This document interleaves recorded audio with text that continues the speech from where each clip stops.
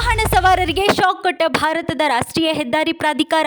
April 1ರಿಂದ ಎಲ್ಲ ಹೆದ್ದಾರಿಗಳಲ್ಲಿ ಪರಿಷ್ಕರಣೆಯ toll ದರ ಜಾರಿ. ತುಮಕೂರು ಚಿತ್ರದುರ್ಗ ಹೆದ್ದಾರಿಯ ಟೋಲ್ ದರ ಕೂಡ ಏರಿಕೆ.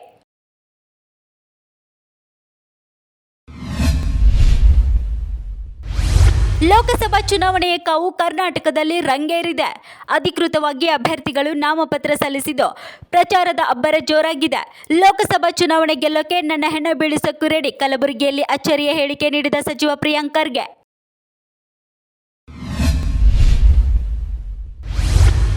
ಕನಕಪುರದಲ್ಲಿ ಕಾಂಗ್ರೆಸ್ ನಾಯಕರಿಂದ ಬೃಹತ್ ಶಕ್ತಿ ಪ್ರದರ್ಶನ. ದೇವೇಗೌಡರ ಅಳಿಯ ಅಂತ ಡಾ. ಸಿ.ಎನ್. ಮಂಜುನಾಥ್ಗೆ ಬಿಜೆಪಿ ಟಿಕೆಟ್. ಮಂಡ್ಯದಲ್ಲೂ ಕುಮಾರಸ್ವಾಮಿ 100ಕ್ಕೆ 100 ಸೋಲುತ್ತಾರೆ ಎಂದ ಸಿಎಂ ಸಿದ್ದು.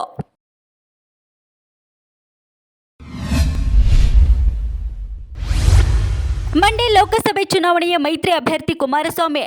ನಾವೆಲ್ಲ ಹುಲು ಮಾಡವರು ಎಂದ ಮಾಜಿ ಮುಖ್ಯಮಂತ್ರಿ ಎಚ್.ಡಿ.ಕೆ. ಸುಮಲತಾ ಅಂಬರೀಶ್ ಮೈತ್ರಿ ಧರ್ಮ ಪಾಲನೆ ಮಾಡ್ತಾರಾ?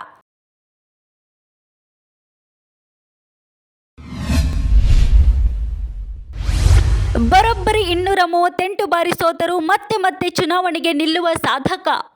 ಜನಪ್ರತಿನಿಧಿ ಆಗಬೇಕು ಎಂದು ಪದ್ಮರಾಜನ್ ಮಾಡಿದ ಸಾಹಸಗಳು ಒಂದೆರಡಲ್ಲ. ಅವರಿಗೆ ಗೆಲುವು ಮುಖ್ಯವಲ್ಲವಂತೆ, ಸೋಲಲೆಂದೇ ಸ್ಪರ್ಧೆ ಮಾಡ್ತಾರಂತೆ.